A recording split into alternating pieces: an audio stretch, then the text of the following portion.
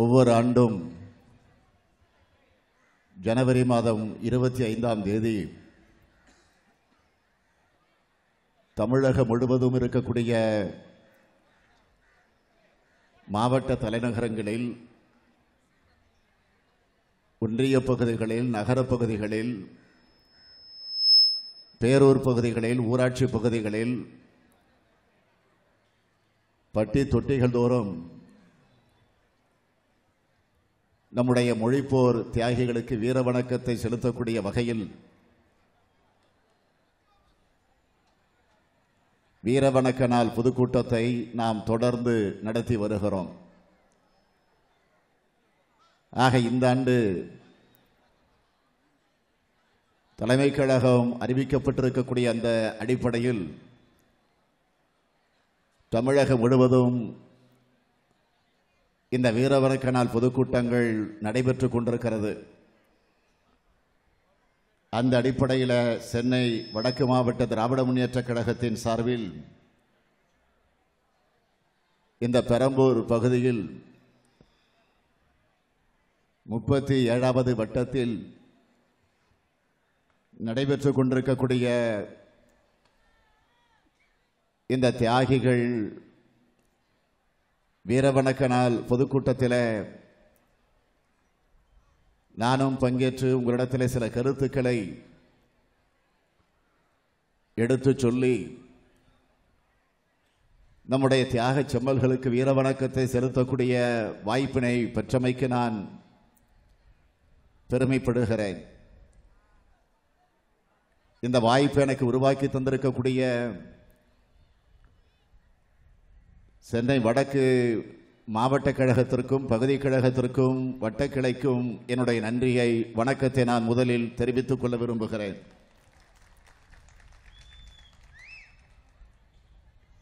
இன்றைக்கு தமிழ்நாட்டில் ஆதிக்கமாம்.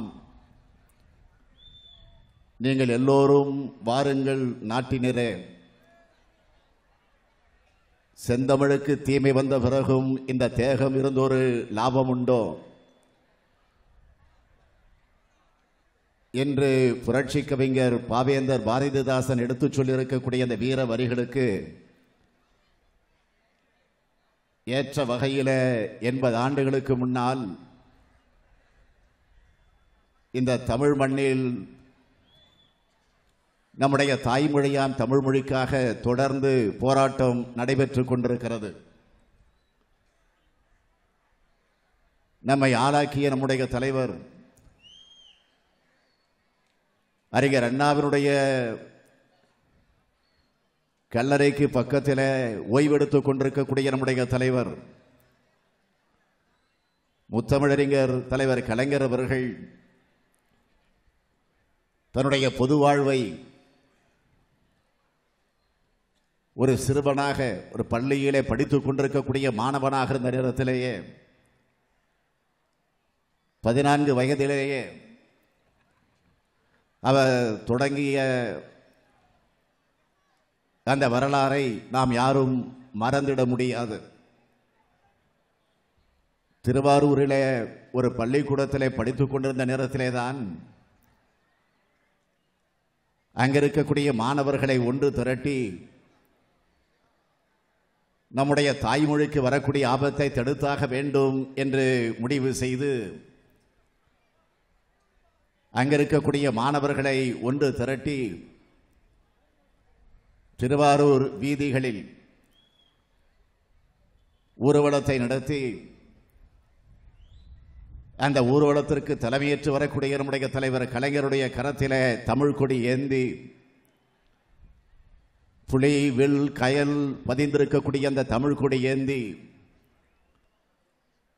இந்தி ஒழிக தமிழ் வாழ்க என முழக்கமிட்டு தன்னுடைய பொது வாழ்வை தொடங்கியவர் தான் நம்முடைய தலைவர் கலைஞர் அவர்கள்.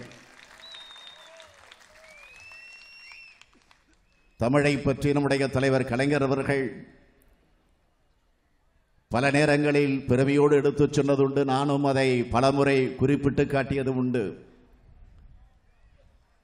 அவர் தமிழை பற்றி சொல்லுகிற போதெல்லாம் உலங்கவர் ஓவியமே, உற்சாக காவியமே, ஓடை நறுமலரே, ஒளியமுழு புதுநிலவே, அன்பே அமுதே, அழகே, உயிரே, இன்பமே, இனிய தென்றலே, பணியே, கனியே, படர சொச்சுவையே, மரகத மணியே, மாணிக்க சுடரே, மன்பத விளக்கே என்றெல்லாம் தமிழை அழைக்க தோன்றுகிறது. இருந்தாலும் தமிழை தமிழே என்று அழைக்கக்கூடிய சுகம் வேறு எதிலும் கிடையாது. ஆக அப்படிப்பட்ட அந்த அழகு தமிழ் மொழிக்காக இன்றைக்கும் தொடர்ந்து நாம் போராடி கொண்டிருக்கிறோம். உலகத்தில் எந்த நாட்டிலே இவ்வளவு பெரிய மொழி போராட்டம் நடந்திருக்காது. எந்த மொழிக்கும் இந்த உணர்வு போராட்டம் அமைந்திட முடியாது. தமிழுக்கு மட்டும்தான் அந்த பெருமை கிடைத்திருக்கிறது. தமிழர்கள் மட்டும்தான் அந்த பெருமைக்குரியவர்களாக விளங்கிக் கொண்டிருக்கிறார்கள். அன்றைய ராஜாஜி காலத்திலிருந்து இன்றைய மோடிஜி காலம் வரையில இந்தியை திணித்துக் கொண்டுதான் இருக்கிறார்கள். நாமும் இந்தியை விரட்டி கொண்டுதான் இருக்கிறோம். இந்தி மட்டுமல்ல, எந்த மொழிக்கும் நாம் எதிரிகள் அல்ல. மொழியின் ஆதிக்கத்தை தான் எதிர்க்கிறோம், இந்தியை அல்ல. இந்தி மொழியினுடைய ஆதிக்கத்தை தான் தொடர்ந்து நாம் எதிர்த்து கொண்டிருக்கிறோம். அன்றைக்கு எதிர்த்தோம், இன்றைக்கு எதிர்க்கிறோம், நாளையும் எதிர்ப்போம். அதில் எல்லளவும் யாருக்கு சந்தேகம் இருக்க வேண்டிய அவசியம் இல்லை. 1938ஆம் ஆண்டு மொழி போராட்டத்தை நடத்தினோம். 1948லும் மொழி போராட்டத்தை நடத்தினோம். 1963ஆம் ஆண்டு மொழி போராட்டத்தை நடத்தினோம். 1965ஆம் ஆண்டு மொழி போராட்டத்தை நடத்தினோம். 1986ஆம் ஆண்டு மொழி போராட்டத்தை நடத்தினோம். இன்றைக்கும் மொழி போராட்டத்தை நடத்த வேண்டிய சூழ்நிலைக்கு வந்திருக்கிறோம். இந்த போராட்ட களத்தில் எத்தனையோ தமிழர்களை,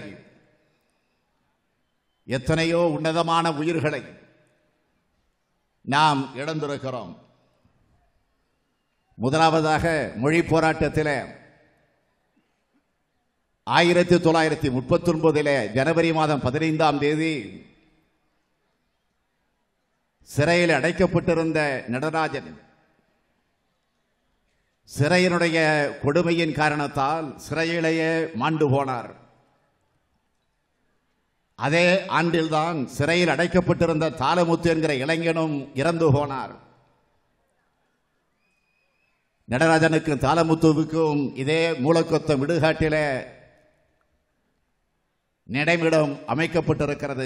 ஒவ்வொரு ஆண்டும் திராவிட முன்னேற்றக் கழகத்தின் சார்பில் நாம் நம்முடைய வணக்கத்தை செலுத்தி வருகிறோம். திராவிட முன்னேற்றக் கழகம் ஆட்சி பொறுப்பில் இருந்தபோது கலைஞர் முதலமைச்சராக இந்த நேரத்தில் எழும்பூர் பகுதியில் அரசு கட்டிடத்தை கட்டி, ஒரு மிகப்பெரிய அரசு கட்டிடத்தை கட்டி, அந்த கட்டிடத்திற்கு தாளமுத்து நடராஜன் என்கிற மாளிகை என்று பெயர் சூட்டி மகிழ்ந்தவர்தான் நம்முடைய தலைவர் கலைஞர் அவர்கள். இந்த வரிசையிலே தான் 1965ஆம் ஆண்டு நடைபெற்று முடிந்திருக்கக்கூடிய மொழி போராட்டத்தை நம்மால் மறந்திட முடியாது. தமிழகமே கிளர்ந்து எழுந்தது. அன்றைக்கு தமிழ்நாட்டினுடைய முதலமைச்சராக இருந்த பெரியவர் பக்தவத்சலம் ஆணையிடுகிறார், மொழியை, இந்தி மொழியை திணிக்கிற முயற்சியில் அன்றைக்கு இந்த அரசு ஈடுபட்ட நேரத்தில் அதை எதிர்த்து தமிழகமே கிளர்ந்து எழுந்து போராட்டத்தை நடத்தி கொண்டிருக்கிறது. தமிழகம் எங்கும் கருப்பு கொடி ஏற்றப்படுகிறது, கருப்பு தினமாக கொண்டாடப்படுகிறது. அறிஞர் அண்ணா கைது செய்யப்படுகிறார், காராகிரகத்திற்குள் அடைக்கப்படுகிறார். நாவலர் கைது செய்யப்படுகிறார், பேராசிரியர் கைது செய்யப்படுகிறார், கழக முன்னணியினர் அத்தனை பேரும் கைது செய்யப்படுகிறார்கள். நம்முடைய தலைவர் கலைஞர் உள்ளிட்ட அத்தனை பேரும் கைது செய்யப்பட்டு சிறைச்சாலையிலே அடைத்து வைக்கப்பட்டிருந்த நேரத்திலே தான் திருச்சி மாவட்டத்தை சார்ந்த ஒரு சின்னஞ்சிறு கிராமம் கீழப்பழுவூர் என்கிற சிறிய கிராமம். அந்த கிராமத்திலே பிறந்த ஒரு இளைஞன் சின்னசாமி தன்னுடைய உடலில் பெட்ரோலை ஊற்றிக்கொண்டு தீயை மூட்டிக்கொண்டு தன்னுடைய முத்துப்பற்கள் படீர் படீரென வெடிக்க தன்னுடைய தங்க நிறமனை கருத்து சிதற தீ குளித்து மாண்டானே. அப்படி மாண்ட அந்த தேதிதான் ஜனவரி 25ஆம் தேதி. அதுதான் இந்த 25ஆம் தேதி. ஆக அந்த 25ஆம் தேதிகளே தான் இன்றைக்கு தியாகிகளுக்கு வீர வணக்கத்தை நாம் தொடர்ந்து ஒவ்வொரு ஆண்டும் செலுத்திக் கொண்டிருக்கிறோம். அந்த இளைஞன் தீக்குளிப்பதற்கு முன்னால், அந்த சின்னசாமி என்ற அந்த இளைஞன் தீக்குளிப்பதற்கு முன்னால் ஒரு பத்திரிகையை படிக்கிறார். தாய்லாந்து நாட்டை சார்ந்த புத்த பிட்சு என்ற ஒருவர் தன்னுடைய மதத்தை காப்பாற்ற வேண்டும் என்பதற்காக தன்னுடைய உடலிலே தீ வைத்துக் கொண்டு மாண்டு போனார். ஆக அந்த உணர்வை தன்னுடைய உள்ளத்திலே பதிந்த காரணத்தால் நாமும் தமிழுக்காக நம்முடைய உயிரை தியாகம் செய்வோம் என்று முடிவு செய்து அந்த சின்னசாமி தீக்குளித்து மாண்டு போனார். கீழப்பழுவூர் சின்னசாமியை தொடர்ந்து விருகம்பாக்கம் அரங்கநாதனும், திருவள்ளிக்கேணி சிவலிங்கமும், ஐயம்பாளையம் வீரப்பனும், சத்தியமங்கல முத்துவும், மயிலாடுதுறை சாரங்கபாணியும், விராலிமலை சண்முகமும், கீரனூர் முத்துவும், இப்படி எண்ணற்றவர்கள் தீ குளித்து மாண்டார்கள். விஷமறிந்து தங்கள் உயிரை அர்ப்பணித்திருக்கிறார்கள் நம்முடைய மொழிக்காக. அப்பொழுது நாடு முழுவதும் கொந்தளிப்பான சூழ்நிலை. ஏறக்குறை 2 மாத காலம் தமிழகமே ஸ்தம்பித்து நிற்கிறது. ஏன் தமிழகத்திற்கு இராணுவமே வந்துவிட்டது. அப்பொழுதுதான் எல்லா தலைவர்களும் கைது செய்யப்பட்டு சிறைக்குள் அடைக்கப்பட்டிருக்கிற நேரத்தில் சிதம்பரத்தில் அண்ணாமலை பல்கலைக்கழகத்தில் படித்துக் கொண்டிருக்கக்கூடிய ஒரு மாணவன் ராஜேந்திரன் என்ற அந்த மாணவன், சிவகங்கையை சார்ந்த ஒரு போலீஸ்காரன் பெற்றெடுத்த புதல்வன் அந்த ராஜேந்திரன், பல்கலைக்கழகத்திலே படித்துக் கொண்டிருக்கக்கூடிய மாணவன், அங்கிருக்கக்கூடிய மாணவர்களை ஒன்று திரட்டி சிதம்பரம் நகர வீதிகளில் மாணவர்களுக்கு தலைமையேற்று அந்த ஊர்வலத்தை நடத்தி வருகிற போது ஒரு கரத்திலே கழகத்தின் இருவண்ண கொடி, இன்னொரு கரத்திலே இந்தி ஒழிக தமிழ் வாழ்க என்று முழக்கமிட்டிருக்கக்கூடிய இந்த வாசகம், அதை தாங்கி பிடித்து ஊர்வலத்தை நடத்தி கொண்டிருக்கிற போது கோட்டையில் இருக்கக்கூடிய முதலமைச்சர் ஆணையிடுகிறார், யாராவது இந்தியை எதிர்த்தால், தமிழ் வாழ்க என முழக்கமிட்டால், அப்படி முழக்கமிடக்கூடியவர்கள் மாணவர்களாக இருந்தாலும் கவலைப்பட வேண்டாம், காக்கை குருவிகளை சுட்டுத் தள்ளுவது போல சுட்டுத் தள்ளுங்கள் என்று ஆணை பிறப்பிக்கப்படுகிறது. அந்த ஆணைக்கு கெட்டுப்பட்ட காவல்துறையினர் மாணவர்களை குறிவார்த்து சுட்டார்கள். அப்படி சுடப்பட்ட அந்த துப்பாக்கியிலிருந்து வெளிவந்த அந்த ரவைக்கு பலியானவன் தான் நம்முடைய சிவகங்கையை சார்ந்த சிதம்பரத்திலே படித்துக் கொண்டிருக்கக்கூடிய மாணவன் ராஜேந்திரன். நான் எண்ணி பார்க்கிறேன், அந்த மாணவருடைய உயிர் பிரிய போகிறது. இரத்த வெள்ளத்திலே மிதந்து கொண்டிருக்கிறான். அவனை காப்பாற்ற அங்கிருக்கக்கூடிய மாணவர்கள் முயற்சித்துக் கொண்டிருக்கிறார்கள். அப்பொழுது அந்த மாணவர் நண்பர்களை தடுத்து சொல்லுகிறான், என்னை யாரும் காப்பாற்ற வேண்டாம்,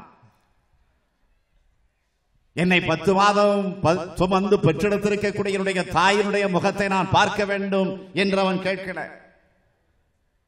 நான் படித்து ஒரு மிகப்பெரிய பட்டதாரியாக வந்துட வேண்டும், எங்கள் குடும்பத்தை காப்பாற்றிட வேண்டும், ஒரு IAS ஆக, ஒரு IPS ஆக, ஒரு மருத்துவ நிபுணராக வந்துட வேண்டும் என்று கனவு கண்டு கொண்டிருந்த என்னுடைய தந்தையை முகத்தை கடைசியாக பார்க்க வேண்டும் என்று அவன் கெஞ்சி கேட்கல.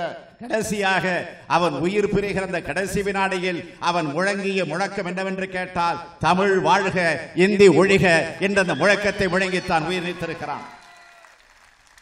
நான் அதைத்தான் இப்பொழுது எண்ணி பார்க்கிறேன். இன்றைக்கும் நீங்கள் அண்ணாமலை பல்கலைக்கழகத்திற்கு சென்றால், சிதம்பரத்தில் இருக்கக்கூடிய இந்த பல்கலைக்கழகத்திற்கு சென்றால், அந்த வளாகத்திற்குள் அந்த மாணவருடைய சிலை இருக்கிறது. இந்திய வரலாற்றிலேயே, ஏன் உலக வரலாற்றிலேயே ஒரு பல்கலைக்கழகத்திலே மாணவருடைய சிலை அமைந்திருக்கிறது என்று சொன்னால் அது நம்முடைய தமிழ்நாட்டிலே தான். தமிழுக்காக உயிரிழந்த மாணவருடைய சிலை தான். அப்பொழுதுதான் மாணவர்களை தூண்டிவிட்டார் என்று நம்முடைய தலைவர் கலைஞர் அவர்களை கைது செய்து சென்னையிலிருந்து ஒரு பெரிய போலீஸ் வேனிலே தலைவர் கலைஞர் அவர்களை ஏற்றுக்கொண்டு, அந்த போலீஸ் வேன் எப்படி இருக்கிறது என்று சொன்னால், இப்பொழுதெல்லாம் ஜீப் இருக்கிறது, வசதியான வண்டிகளை பார்க்கிறோம், காவல்துறையுடைய வாகனங்களை. ஆனால் அப்பொழுது ஒரு பெரிய கூண்டு போல இருக்கும், காற்று வருவதற்கு கூட வசதி இருக்காது. அந்த வேனிலே தலைவரை தூக்கி போட்டுக்கொண்டு சென்னையிலிருந்து பாளையங்கோட்டை வரை வேனிலே அழைத்து சென்று அந்த பாளையங்கோட்டை சிறையிலே, தனிமை சிறையிலே ஏறக்குறைய ஒரு 65 நாட்கள் பாம்பும் பள்ளியும் பூரானும் உலவிக் கொண்டிருக்கக்கூடிய அந்த ஒரு மோசமான கொட்டடையில கொண்டு போய் அடைத்து வைத்திருந்தார்கள். தனிமை சிறைகளே தலைவர் கலைஞர் அவர்கள் வாடினார்கள், வதங்கினார்கள், கவலைப்படல. அறிஞர் அண்ணா அவர்கள் தன்னுடைய தம்பி தலைவர் கலைஞர் அவர்களை போய் சந்திக்க வேண்டும் என்று நேரடியாக சென்றார். சிறையிலே போய் தலைவர் கலைஞர் அவர்களை அண்ணா அவர்கள் சந்தித்து விட்டு வெளியிலே வருகிறார். மாலையிலே அந்த பாளையங்கோட்டை நகரத்தில் பொதுக்கூட்டம். அந்த பொதுக்கூட்டத்திலே பங்கேற்று அண்ணா அவர்கள் பேசுகிற போது சொல்லுகிறார், நான் பாளை சிறையில் இருக்கக்கூடிய என்னுடைய தம்பி கருணாநிதியை பார்த்துவிட்டு வந்திருக்கிறேன். பக்த பெருமக்களுக்கு ஆலயங்கள் எப்படி ஒரு புண்ணிய ஸ்தலமாக விளங்கிக் கொண்டிருக்கிறதோ, அதே போல என்னுடைய தம்பி அடைப்பட்டிருக்கக்கூடிய பாளை சிறைதான் என்னுடைய புண்ணிய ஸ்தலம் என்று அண்ணா சொன்னாரே. தன்னை வெல்வான், தரணியை வெல்வான் என்று முழங்கினாரே. தண்டவாளத்திலே தலை வைத்து படு என்று சொன்னாலும், பொதுப்பணித்துறை அமைச்சராக இருந்து பணியாற்று என்று சொன்னாலும், இரண்டையும் ஒன்றாக கருதி பாடுபடக்கூடிய ஒரே தம்பி என்னுடைய தம்பி கருணாநிதி என்று தலைவர் கலைஞர் அவர்களால் புகழப்பெற்றவர், பாராட்ட பெற்றவர். நான் அதையெல்லாம் எண்ணி பார்க்கிறேன். அந்த உணர்வு தான், அந்த போராட்ட உணர்வு தான், அந்த மொழி போராட்ட உணர்வோடு தான் நான் இந்த மேடையில இப்பொழுது உங்கள் முன்னால் நின்று கொண்டிருக்கிறேன். அண்மையில சில நாட்களுக்கு முன்னால் மத்திய அமைச்சரவையில் இடம்பெற்றிருக்கக்கூடிய பிரகாஷ் ஜவடேகர் அவர்கள் ஒரு செய்தியை சொல்லுகிறார். 8ஆம் வகுப்பு வரை இந்தி தான் பயிற்று மொழியாக இருக்க வேண்டும் என்று சொல்லுகிறார். அதிர்ச்சி அடைகிறோம். உடனடியாக திராவிட முன்னேற்ற கழகத்தின் சார்பில் தலைவர் என்கிற அந்த முறையிலே, தலைவர் கலைஞருடைய வழியில நான் ஒரு அறிக்கையை வெளியிட்டேன். அந்த செய்தியை பார்த்த உடனே மீண்டும் 1965ஆம் ஆண்டை உருவாக்கி விடாதீர்கள் என்று எச்சரித்தோம். அதற்கு பிறகு நான் அப்படி சொல்லல என்று அமைச்சர் மறுத்தார். தொடர்ந்து இந்திக்கு ஆதரவாக பேசுவது, தொடர்ந்து இந்திக்கான அறிவிப்புகளை வெளியிடுவது, அதற்கு எதிர்ப்பு தெரிவித்தால் அதை ஒரு ஒப்புக்காக திரும்ப பெறுவது, அதுதான் இன்றைக்கு மத்தியில் இருக்கக்கூடிய பிஜேபி ஆட்சியினுடைய கொள்கையாக இருந்து கொண்டிருக்கிறது. நரேந்திர மோடி ஆட்சிக்கு வந்ததற்கு பிறகு இந்தியோடு சேர்த்து சமஸ்கிருதத்தை திணிப்பையும் தொடர்ந்து செய்து கொண்டிருக்கிறார்கள்.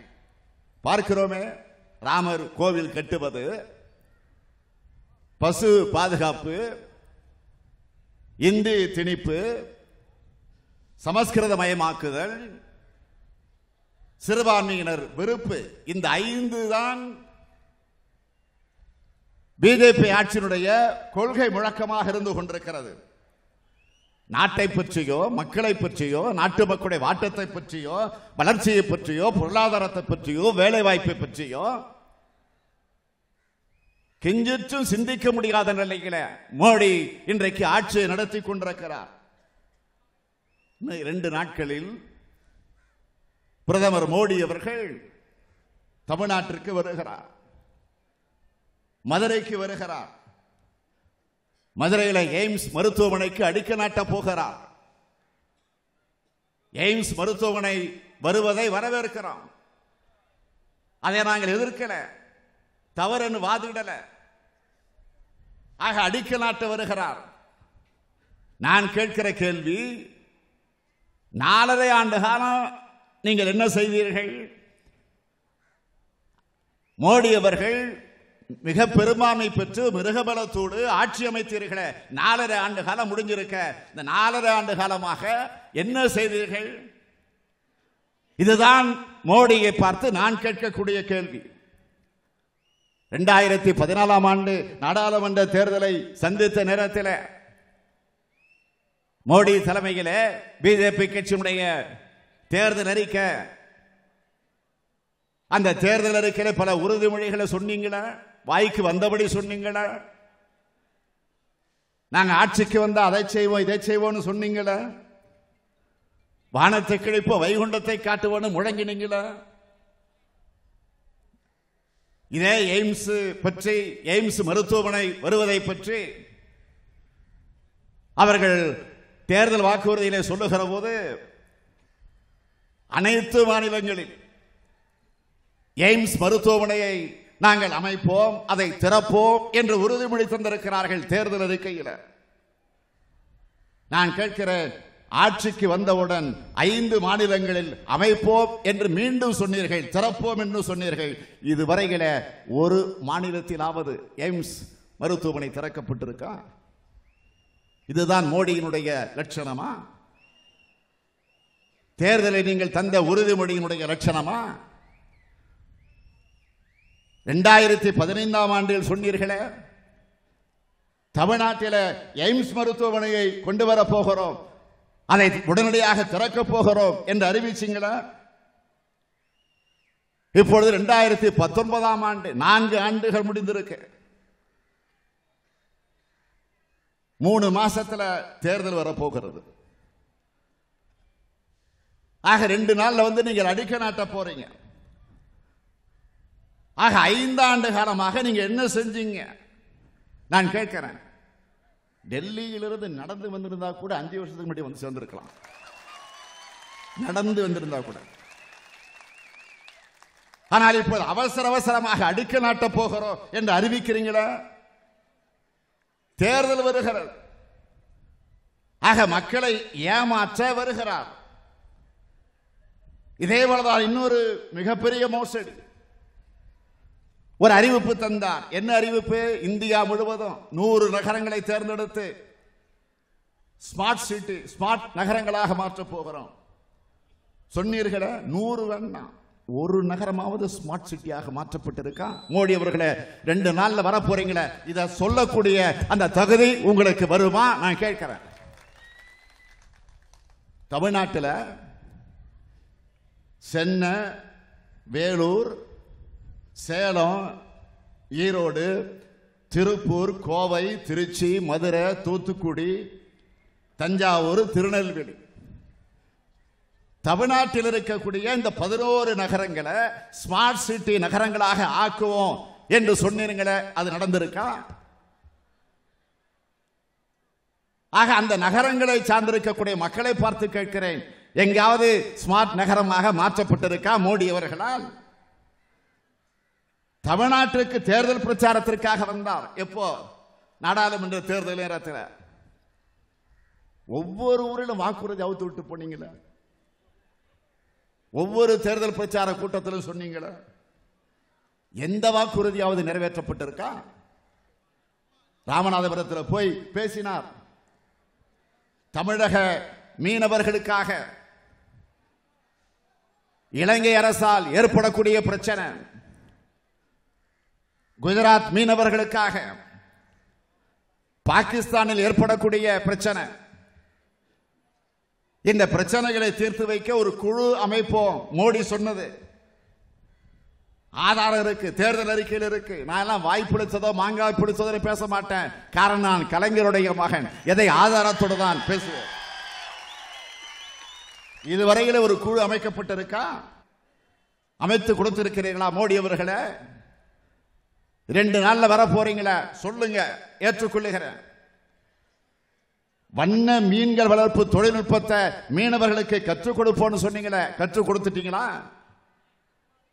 இது எல்லாவற்றையும் விட ஒரு அறிவுபூர்வமான, ஒரு அபூர்வமான ஒரு அறிவிப்பு. அதுதான் முக்கியமான அறிவிப்பு. தமிழக மீனவர்களை காப்பாற்ற வேண்டும் என்று சொன்னால் நீங்க யோசிக்கணும். இப்பொழுது தமிழக மீனவர்களை இலங்கை தாக்குகிறது. ஏன் என்றால் இந்தியாவிலே பலவீனமான பிரதமர் இருக்கிறார். என்னை போல துணிச்சலான ஒரு இரும்பு மனிதராக ஒரு பிரதமர் வரணும். அப்படி இருந்தால் இந்த தாக்குதல் நடக்காது. மோடி சொன்னார், இப்பொழுது நடக்கிறது, அதைவிட அதிகமாக நடக்கிறது. நான் கேட்கிற, இந்தியாவினுடைய பிரதமர் மோடி தானே? இரும்பு மனிதர் தானே? என்ன பித்தளை மனிதராக மாறிவிட்டார் அவர்? நான் கேட்கிறேன். எந்த முகத்தை வைத்துக் கொண்டு இங்க தமிழ்நாட்டிற்கு வருகிறீர்கள்? ஓட்டு கேட்க வருங்க, வெட்கமாக இல்ல? அறிவித்த அறிவிப்புகள் அப்படியே தூங்கி கொண்டிருக்கிறது, முடங்கி போயிருக்கிறது. நாடாளுமன்ற தேர்தலுக்கு முன்னால் பிரச்சாரத்திற்கு வந்தீர்களே, ஈரோட்டில் போய் என்ன பேசுனீங்க? ஈரோடு மஞ்சள் நகரம், மஞ்சள் மாநகரம் அல்லவா? பாஜக ஆட்சிக்கு வந்ததும் மஞ்சளை அழகு சாதன பொருளாக மாற்றுவேன், அழகு சாதன பொருளாக மாற்றி மஞ்சள் விவசாயியுடைய வாழ்க்கையில பிரகாசமடைய செய்வேன். மோடி சொன்னது. மோடியின் வாழ்க்கை தான் பிரகாசமாக இருக்க தவிர மஞ்சள் விவசாயியுடைய வாழ்க்கை பிரகாசமாக. அதற்கடுத்து திருப்பூருக்கு போனார். அங்கே போய் என்ன சொன்னார்? பொது சுத்திகரிப்பு நிலையத்தை அமைப்போம். சாய கழிவுகள் எல்லாம் வந்து சேருகிறது இல்லையா? அதனால் பொது சுத்திகரிப்பு நிலையத்தை உருவாக்குவேன். அமைச்சிட்டீங்களா? அதை தாண்டி சேலத்துக்கு போனார். சேலம் உருக்காலையை நவீனப்படுத்துவோம். நவீனப்படுத்திட்டாரா? மரவள்ளி கிழங்கு உற்பத்தி செய்யக்கூடிய விவசாயிகளுடைய வாழ்க்கை வளமாக்கினாரா? விவசாயிகள் அவர்களது பொருட்களை சந்தைப்படுத்துவதற்கான சிறப்பு வசதிகளை செய்து கொடுப்பேன்னு சொன்னீங்களே, செஞ்சு முடிச்சிட்டீங்களா? கிருஷ்ணகிரிக்கு போனீங்களே, மிக மிக பின்தங்கிய நிலையில் இருக்கக்கூடிய இந்த கிருஷ்ணகிரி பகுதியை முன்னேற்ற உறுதிமொழி தந்தீங்களே, அதை நிறைவேற்ற நீங்கள் ஏதாவது ஒரு திட்டத்தையாவது கொண்டு வந்திருக்கிறீர்களா? கன்னியாகுமரிக்கு போய் உலக புகழ்பெற்ற சுற்றுலா தலமாக இந்த மாவட்டத்தை மாற்றுவீங்களே. கன்னியாகுமரியிலிருந்து நாகர்கோவிலிருந்து கேரள மாநிலத்துக்கு திருவனந்தபுரத்திற்கு போது ஒரு முறையான ஒழுங்கான சாலை வசதி கூட இல்லாத நிலையில மோடியினுடைய ஆட்சி நடந்து கொண்டிருக்கிறது. ஆக இதையெல்லாம் செய்யாமல், வெட்கம் இல்லாமல், எந்தவித கூச்சம் இல்லாமல் எப்படி மதுரைக்கு வருங்க? இதெல்லாம் மக்கள் கேட்க மாட்டார்கள் என்ற நம்பிக்கையா? மதுரைக்கு வருகின்ற மோடி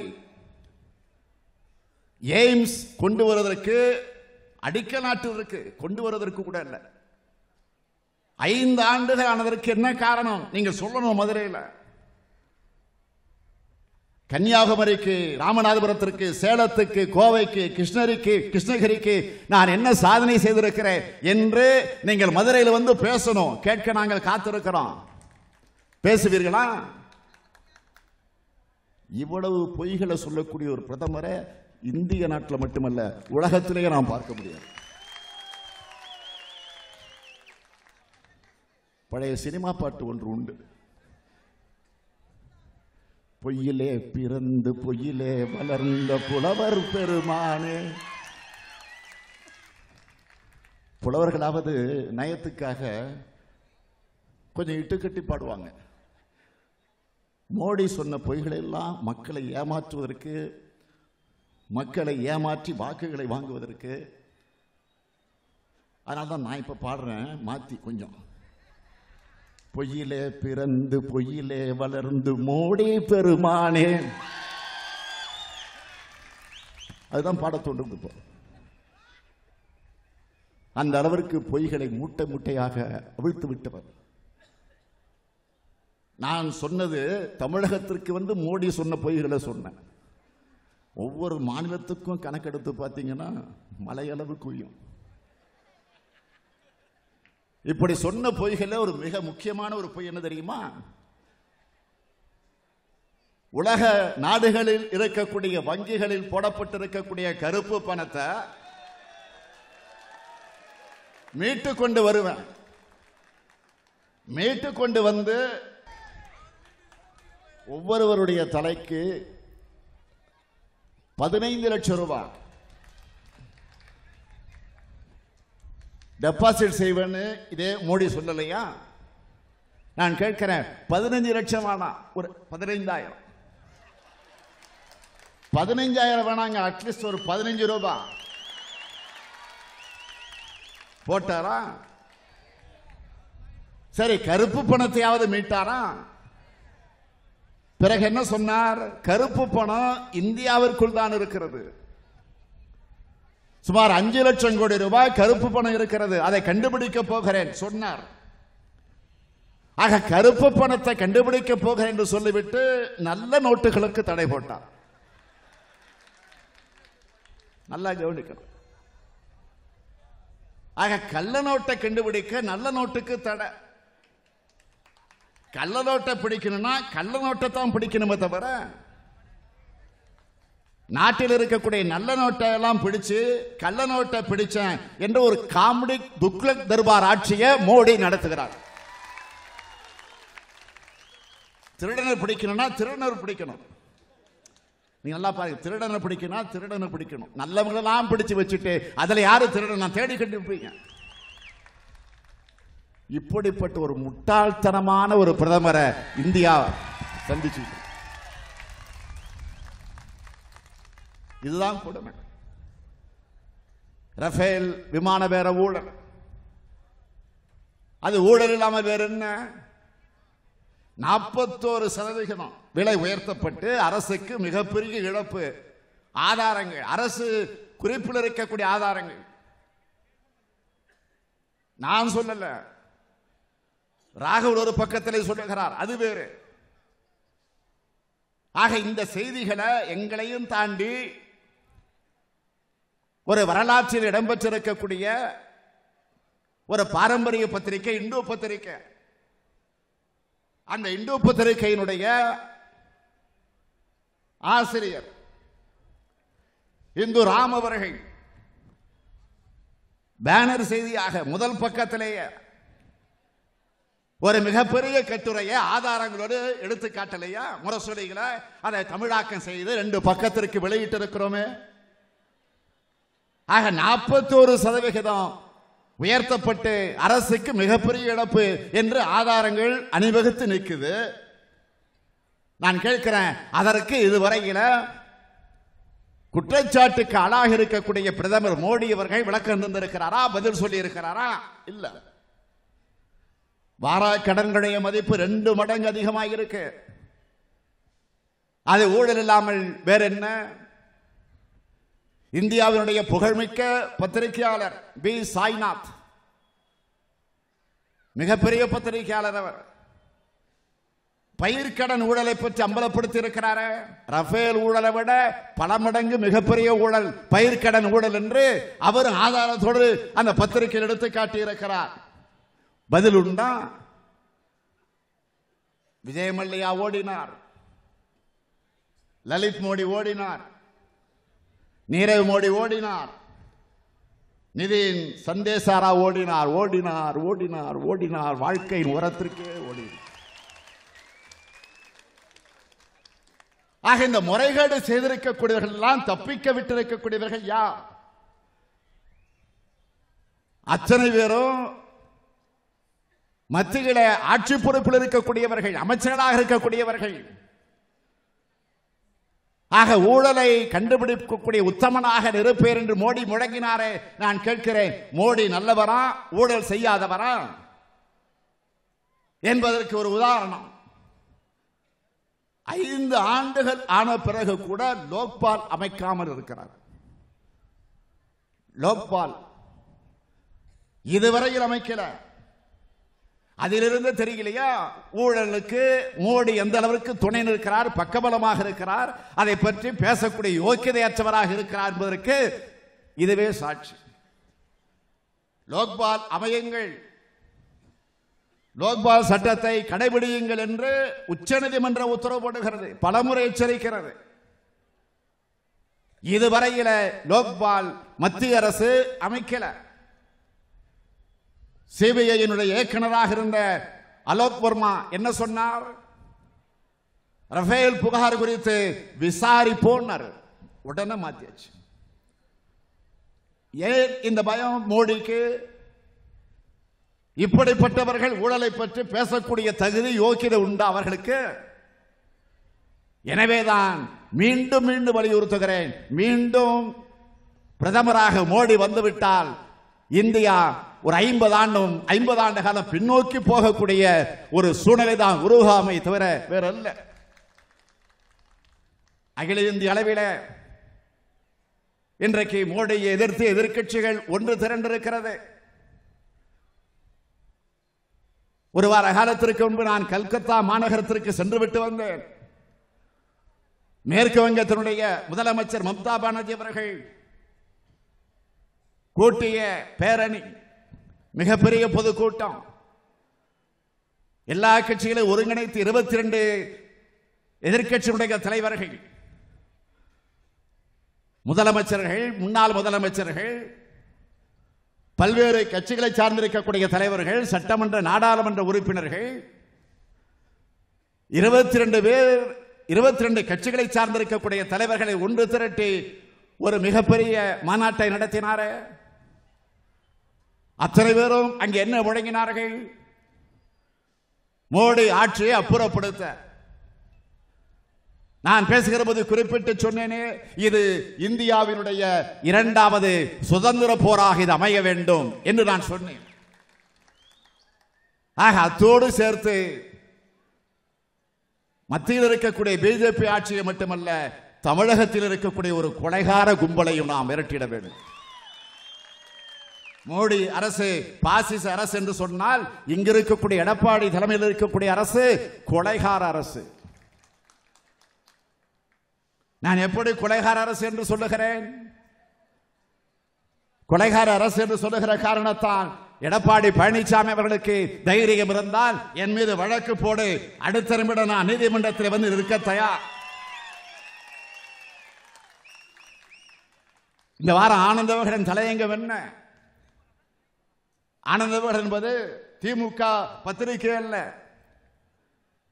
திமுகவை ஆதரித்து எழுதக்கூடிய பத்திரிகை அல்ல, அடிக்கடி திமுகவை விமர்சிக்கிற பத்திரிகை தான் இது. ஆக அந்த ஆனந்த விகடன் பத்திரிகையிலே, அந்த வார இதழில் தலையங்கம் முழுமையாக படிக்க நேரம் இல்லை. கடைசியாக இருக்கக்கூடிய அந்த வாக்கியம், அந்த கருத்து என்னவென்று கேட்டால், தன் மீது சுமத்தப்படுவது பொய் குற்றச்சாட்டு என்று எடப்பாடி பழனிசாமி மீண்டும் மீண்டும் கூறினாலும், கொடநாடு கொள்ளை வழக்கில் எப்படி அடுத்தடுத்து மர்ம மரணங்களை நிகழ்ந்துள்ளன என்பதை விளக்கும் பொறுப்பு அவர் அமைச்சராக பொறுப்பு வைக்கக்கூடிய காவல்துறைக்கு உண்டு. குற்றவாளி இல்லை என்று நிரூபிக்கப்படும் வரை, குற்றவாளி இல்லை என்று நிரூபிக்கப்படும் வரை தமிழக முதல்வர் பதவியிலிருந்து எடப்பாடி பழனிசாமி விலகுவதுதான் அரசியல் தார்மீகம். நான் சொல்லல, ஆனந்தபட்சம். ஆக இப்படிப்பட்ட நிலையில தமிழ்நாட்டிலே ஒரு ஆட்சி கரப்ஷன், கமிஷன், கலெக்ஷன் என்று நிலையில ஒரு அரசு நடந்து கொண்டிருக்கிறது என்றுதான் நாம் இதுவரையில் நினைத்திருந்தோம். ஆனால் இவர்கள் கமிஷன் வராவிட்டால் கொள்ளையடிப்பார்கள், கமிஷன் வராவிட்டால் கொலையும் செய்வார்கள். என்பது அண்மையிலே தெரிந்து கொண்டிருக்கிறோமே. கடந்த 30 விழா விழுப்புரத்தில் நடைபெற்ற நேரத்தில் நான் அங்கே பேசுகிற நேரத்தில் குறிப்பிட்டு சொன்னேன், வீடு புகுந்து திருடவில்லையே தவிர மற்ற அனைத்தையும் செய்கிறார்கள் என்று. இப்போது கிடைத்திருக்கக்கூடிய தகவல்கள், வீடு புகுந்து கொள்ளையும் அடிப்பார்கள், வீடு புகுந்து கொலையும் செய்வார்கள் என்று தெரிந்துவிட்டது. ஆக இந்த நிலையில் இருக்கக்கூடிய இந்த ஆட்சியை நாம் அப்புறப்படுத்தியாக வேண்டும். ஆனந்த விகடன் பத்திரிகைகளை ஒரு கார்ட்டூன் வந்தது. அந்த கார்ட்டூனுக்கு ஒரு தலைப்பு, கொலநாடா கொடநாடா. இதை விட வெட்கம், மானம், சூடு, சோரணை, இதற்கு பிறகு நீ முதலமைச்சர் பதவிகளை ஒட்டி கொண்டிருக்க வேண்டுமா? தார்மீக பொறுப்பேற்று ராஜினாமா செய்துவிட்டு நீ குற்றமற்றவர் நிரூபித்து விட்டு பதவியிலிருந்து உட்காரு. நான் வரவேற்கிறேன், பாராட்டுகிறேன், உனக்கு மாலை போடுகிறேன். இதுவரையில தமிழகத்தில் இருக்கக்கூடிய தலைவர்கள் அல்லது முதலமைச்சர்கள், பொறுப்பில் இருக்கக்கூடியவர்கள், ஒரு சிலர் மீது ஊழல் குற்றச்சாட்டுகள் வந்திருக்கலாம். ஏன் அம்மையார் ஜெயலலிதா அவர்களே, மறைந்த அம்மையார் ஜெயலலிதா அவர்களே ஊழல் குற்றச்சாட்டுக்கு ஆளாகி சிறைக்கு சென்றவர் தான், பதவி பறிக்கப்பட்டவர் தான். அவருடைய தோழி சசிகலா பெங்களூர் சிறையில் இருக்கிறார். அம்மையார் ஜெயலலிதா உயிரோடு இருந்திருந்தால் எங்கிருந்திருப்பார்? இறந்தவரை பற்றி நான் விமர்சிக்க தயாராக இல்லை. கலைஞர் எங்களை அப்படி வளர்த்திடமும் இல்லை.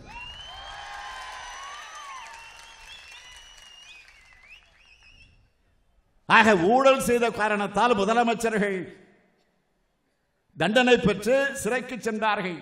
ஆனால் இப்பொழுது இருக்கக்கூடிய முதலமைச்சர் ஊழலுக்கு மட்டுமல்ல, கொலைகாரன் அந்த தண்டனையிலிருந்து நீ தப்பிக்க முடியாது, அதன் மூலமாக நீ நிரூபிக்கப்பட்டு சிறைக்கு செல்ல தயாராக இரு என்ற செய்தியை மாத்திரம் நான் இங்கே குறிப்பிட விரும்புகிறேன். நான் கேட்கிறேன்,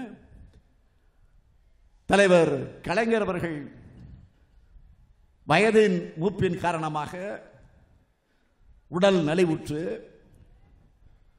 வீட்டிலேயே சில ஆண்டு காலம் ஓய்வெடுக்க வேண்டிய நிலைக்கு ஆளாகி அன்றாட பணிகளை கவனிக்க வாய்ப்பில்லா என்ற ஒரு சூழ்நிலை வந்த காரணத்தால் செயல் தலைவர் என்ற பொறுப்பை நான் ஏற்று பணியாற்றினேன். நாட்டுக்கு தெரியும்,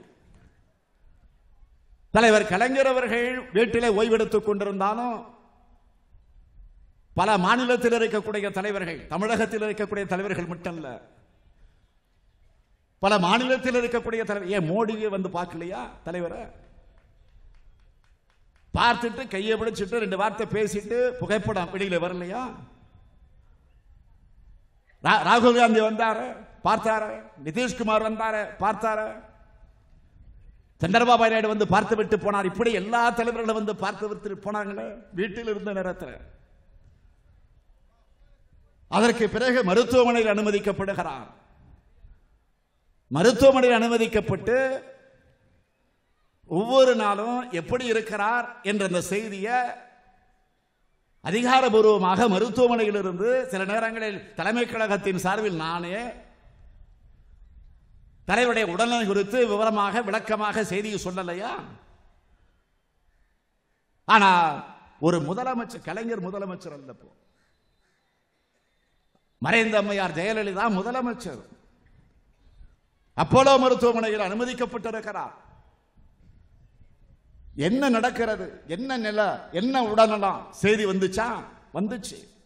ஒருத்தர் ஒன்னொன்னு சொன்னாங்க. ஜூஸ் குடிச்சாங்க, இட்லி சாப்பிட்டாங்க. நான் கேலியா சொல்லல, வேதனையோடு சொல்றேன். ஆக கூல்ட்ரிங்க்ஸ் குடிச்சாங்க, டிவி பார்த்தாங்க. இப்படி ஒருத்தர் ஒரு செய்தி சொல்லலையா? ஆனால் திடீரென்று அவர் இறந்து விட்டார் என்ற செய்தி வருது. ஆக மரணத்துல மர்மம், விசாரணை கமிஷன் நடக்குது. அது வந்து விசாரணை கமிஷன் வேணும்னு கேட்டது பக்கத்து தெருவில் பேசிட்டு இருக்காரு பாருங்க. ஜெயலலிதா சமாதியில போய் உட்கார்ந்து தியானம் ஆவியோட பேசிட்டு வந்து அவர் தான் கேட்டார், ஆக விசாரணை கமிஷன் அமைச்சிட்டாங்க, நாங்க ஒண்ணு சேர்ந்துட்டோம், துணை முதலமைச்சர் பதவி வந்துருச்சு. இப்ப 2 நாளைக்கு முன்னாடி தியானம் ஓம வளர்த்திருக்காரு எங்க கோட்டையில. நான் கேட்கிறேன், நீ உன் வீட்டில் வளர்த்துக்கோ, உன் ஆபீஸ்ல வளர்த்துக்கோ, சொந்த ஆபீஸ்ல, சொந்த கட்சி ஆபீஸ்ல. கோட்டையில நீ போய் தியானம் வளர்க்குறீன்னா, ஓமம் வளர்க்குறீன்னா, யார் உங்க அப்பா விட்டு பணமா? கோட்டைங்கிறது மக்கள் தரக்கூடிய வரி பணம். இப்போ கூட மாலையில் செய்தி பார்த்தேன், அதுக்கும் ஒருத்தர் வழக்கு போட்டாச்சு. கோட்டையில் ஓமம் வளர்க்கலாமான்னு ஒருத்தர் போட்டிருக்கிறாரு. என்ன ஆக போதோ, யாமரியன் பராபரமே.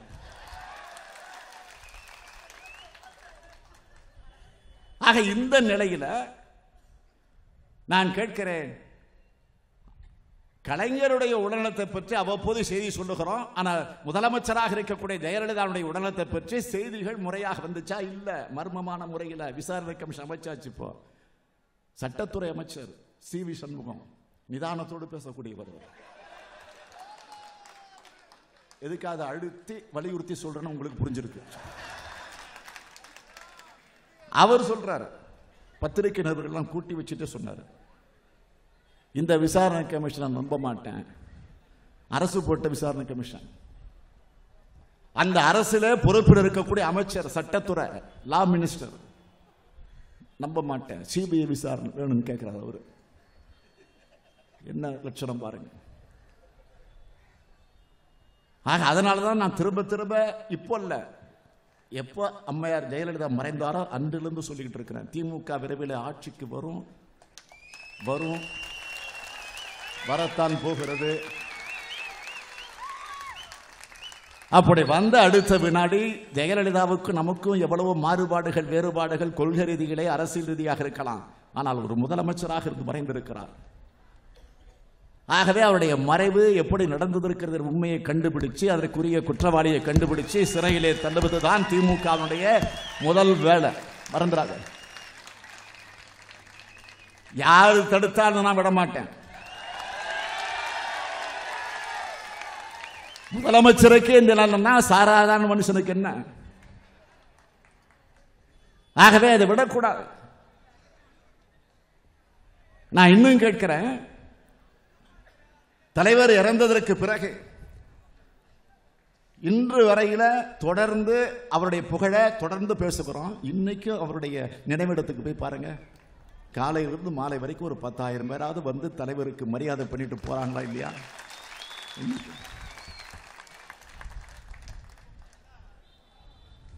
நம்ம தலைவருக்கு கிடைச்ச பெருமை, நம்ம தலைவருக்கு கிடைச்ச பெருமைனா நமக்கு கிடைச்சிருக்கிற பெருமை, நமக்கு கிடைச்ச பெருமைனா இந்த தமிழகத்திற்கு கிடைச்சிருக்கக்கூடிய பெருமை, தமிழகத்திற்கு கிடைச்சிருக்க பெருமைனா தமிழர்களுக்கு கிடைச்சிருக்கக்கூடிய பெருமை.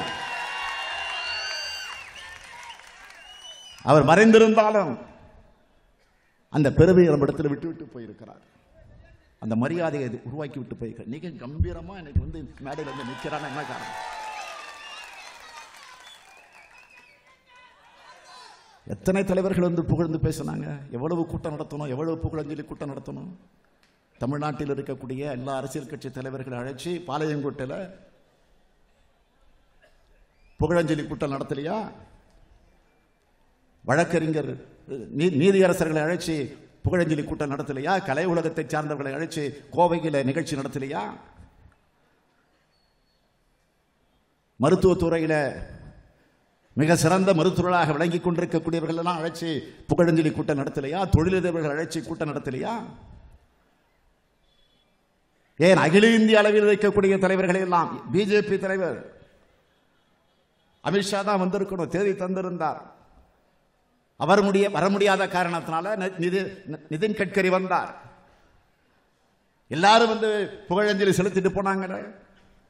நான் கேட்கிறேன், இதுவரையில் அம்மையார் ஜெயலலிதா முதலமைச்சராக இருந்துதான் மறைந்தா?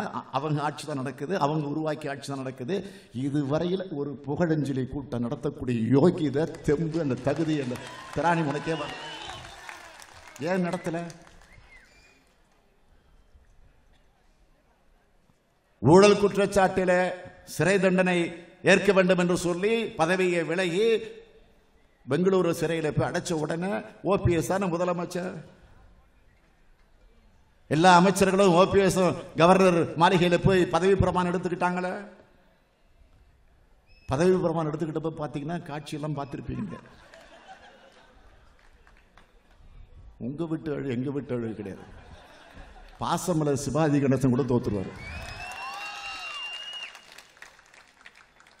ஆனா அதே அழுத ஓபிஎஸ் அந்த அமைச்சர்கள் பதவி பிரமாணம் எடுத்துக்கிட்டப்போ இறந்ததுக்கு பிறகு பதவி பிரமாணம் எடுத்துக்கிட்டு ஒத்தங்கள்லையாவது தண்ணி வந்துச்சா? இன்னைக்கு பேக்கெட்ல வச்சுக்கிட்டு இருக்கீங்களா? அந்த அம்மா பேரை சொல்லி அரசியல் நடத்திக்கிட்டு இருக்கீங்களா? அந்த அம்மா பேரை சொல்லி ஆட்சியில் உட்கார்ந்து இருக்கிறீங்களா? அந்த அம்மா பேரை சொல்லி இன்னும் கொள்ளையடிச்சுட்டு இருக்கிறீங்களா? கொலையே செய்ய ஆரம்பிச்சிருக்கிறீங்களா? ஆக இந்த நிலையில் இருக்கக்கூடியவர்கள், அதே போல இந்த நிலையில் இருக்கக்கூடிய ஒரு இழுபறியான நிலையில நியாயமா 234 எம்எல்ஏக்கள்லாம் எவ்வளவு மெஜாரிட்டி இருக்கணும்? 117. ஆனா இப்ப இருக்கக்கூடிய கணக்கு 114. ஒண்ணு போயிடுச்சு. ஒசூர் பாலகிருஷ்ண ரெட்டியார் பேரே ஞாபகம் வராது, சில மந்திரி பேர்லாம் நமக்கு. ஆக மைனாரிட்டி 11 எம்எல்ஏக்கள் தொங்குது நீதிமன்றத்தில். என்ன ஆக போதும்? தொங்கிட்டு இருக்குது. ஓபிஎஸ் உள்ளிட்ட 11 எம்எல்ஏக்கள். நான் கூட முதல்ல என்ன நினைச்சேன்னா, எடப்பாடி கொலைகேசில் உள்ள போறாரு, தனக்கு அந்த பதவி வரணும்னு தியானம் பண்ணாருன்னு நினைச்சிட்டு இருந்தேன் ஓபிஎஸ். இப்ப என்ன செய்தினா 11 எம்எல்ஏ தீர்ப்பு வரப்போதான். ஆக ஓபிஎஸ் பதவி இல்ல, 11 எம்எல்ஏ பதவி இல்லைன்னா உங்கதி அதோ கதி. ஆக அதுக்காக நடத்தினதாக இப்ப வந்திருக்கக்கூடிய செய்தி. ஆக இப்படிப்பட்ட நிலையில் இருக்கக்கூடிய இந்த அடிமைத்தனமான கோழைத்தனமான கூனி குறுகி இருக்கக்கூடிய தமிழ்நாட்டினுடைய மானத்தே அடமானம் வைத்திருக்கக்கூடிய ஒரு ஆட்சி, கொள்ளையடித்துக் கொண்டிருக்கக்கூடிய ஆட்சி, கொலை செய்து கொண்டிருக்கக்கூடிய ஒரு ஆட்சி, இந்த ஆட்சிக்கு துணை நிற்கக்கூடிய ஒரு பாசிச ஆட்சி பிஜேபி ஆட்சி. இந்த 2 ஆட்சிகளை நாட்டை விட்டு விரட்ட சபதமேற்போம், உறுதியேற்போம். நம்முடைய தியாகிகள் பெயரால் உறுதியேற்போம்.